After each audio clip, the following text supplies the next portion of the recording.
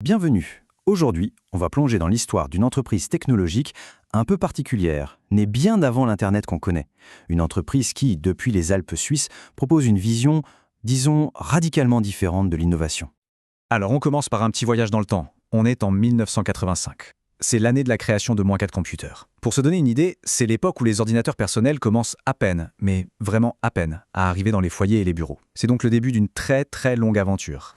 Et cette aventure, elle ne commence pas dans une métropole bouillonnante de tech, non, mais bien ici, au cœur des Alpes suisses. Et cet environnement, on va le voir, a clairement façonné une approche différente de la technologie. Une approche plus ancrée, plus durable. Alors, qui est Moins 1 Computer exactement? Eh bien, c'est une société de services en ingénierie informatique qui met son expérience au premier plan comme son principal atout. Et ce n'est pas juste un argument marketing, c'est littéralement la première chose qu'on lit sur leur site. Cette phrase, elle résume toute leur philosophie. La technologie, ce n'est pas qu'une course à la nouveauté, c'est avant tout un savoir-faire qui s'accumule avec le temps. Et cette expérience, elle se traduit par des chiffres qui sont quand même assez parlants. Depuis 1985, c'est plus de 1700 clients satisfaits et presque 1850 projets menés à bien. Ça, ce ne sont pas les chiffres d'une start-up, mais bien ceux d'un acteur qui a su traverser les époques. D'accord, mais alors, comment une entreprise de tech fait-elle pour survivre aussi longtemps? Eh bien, la réponse, elle se trouve dans sa philosophie. L'idée, ce n'est pas de suivre toutes les modes, mais de construire des choses solides, conçues pour durer. Ce qui est vraiment intéressant ici, c'est le contraste. C'est presque un choc des cultures. D'un côté, on a le modèle dominant de la tech, avec l'obsolescence programmée, l'exploitation des données. De l'autre, One Computer, qui met en avant la durabilité, la confidentialité et l'open source, en refusant très clairement le modèle des GAFAM. Cette petite phrase, tirée de leur foire aux questions, elle en dit long.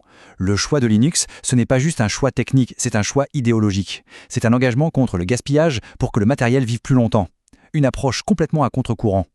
Et cette philosophie de durabilité, eh bien, elle a donné naissance à des outils assez uniques. On va regarder le premier, EIA. C'est une solution conçue pour attacher une information numérique à un objet bien physique. Imaginez la situation. Un salon de coiffure qui doit se souvenir de la formule exacte pour chaque cliente. Ou un garage qui doit retrouver un mélange de peinture personnalisé. Comment on gère ces micro-informations de manière simple et fiable? C'est exactement le problème que EIA essaie de résoudre. Alors EIA, c'est une application web qui fonctionne comme une base de données sur mesure. Le nom, Electronic Artificial Intelligence Address, est un peu ambitieux, c'est vrai, mais l'idée derrière est très simple. Créer une adresse numérique unique pour n'importe quelle information. Alors, comment ça marche concrètement? Le système repose sur deux concepts très simples, le TAC et le TIC. Le TAC, c'est l'info, la donnée brute. Le TIC, c'est la clé, le code unique, souvent un QR code, qui permet d'accéder à cette info instantanément. C'est tout bête, mais c'est terriblement efficace. Du coup, le processus est super direct. On identifie une info à garder, on crée une remarque, donc le TAC. Le système génère un code unique, le TIC, et après, il suffit de scanner ce code pour retrouver l'information. C'est une sorte de mémoire externe pour tous les petits détails importants. Et la force de l'outil, c'est sa polyvalence. On voit ici quelques exemples tirés de leur doc, un salon de coiffure pour les couleurs, une carrosserie pour les peintures, un resto pour les cartes de fidélité, ou même un magasin d'informatique pour suivre les garanties. Bref, les possibilités sont quasi infinies. Allez, on passe à leur deuxième solution, et là, c'est encore plus fascinant, presque philosophique. Ça s'appelle MyHappy, et c'est un outil conçu pour mesurer un ressenti, une satisfaction, une émotion. Voilà la question fondamentale à laquelle MyHappy tente de répondre. On sait que les sondages traditionnels sont pleins de biais. La façon dont on pose la question, les mots qu'on choisit, comment faire pour obtenir une évaluation brute, sincère et surtout instantanée. Et voici leur solution. L'interface est d'une simplicité désarmante. Un curseur, une sorte de thermomètre émotionnel et un emoji qui change. C'est tout. Il suffit de déplacer le curseur pour indiquer son niveau de satisfaction ou son ressenti sur une échelle de 10. Le point crucial, et c'est expliqué dans cette citation, c'est l'absence totale de stimuli. Pas de questions, pas d'images, pas de texte. L'idée, c'est vraiment d'éviter toute influence externe pour réussir à capturer une réaction pure, un ressenti de l'instant.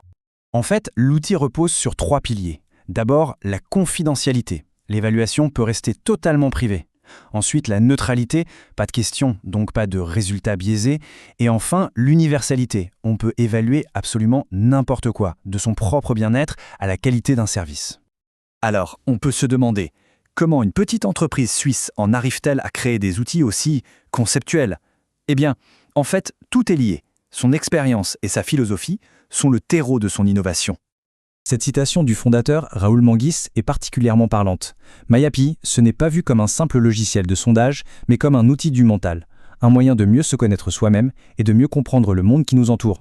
Cette chronologie, elle résume parfaitement l'évolution. L'entreprise est fondée en 1985 sur les principes de durabilité. Des décennies plus tard, ces mêmes principes aboutissent à la création d'outils comme AI en 2019 et MyHappy en 2020. L'un est très pratique, l'autre très philosophique, mais les deux partagent le même ADN. En résumé, c'est l'histoire d'une sorte d'anomalie dans le monde de la tech. Une petite structure, loin des grands centres technologiques, qui utilise ses décennies d'expérience non pas pour grossir à tout prix, mais pour créer des outils réfléchis, utiles et surtout respectueux de l'humain. Et tout ça, ça nous laisse avec une question assez importante. À une époque où quelques entreprises géantes dominent notre paysage numérique, quelle place reste-t-il pour ces artisans de la technologie, ces créateurs qui osent proposer une vision différente ? C'est peut-être là que se trouve la véritable innovation, finalement.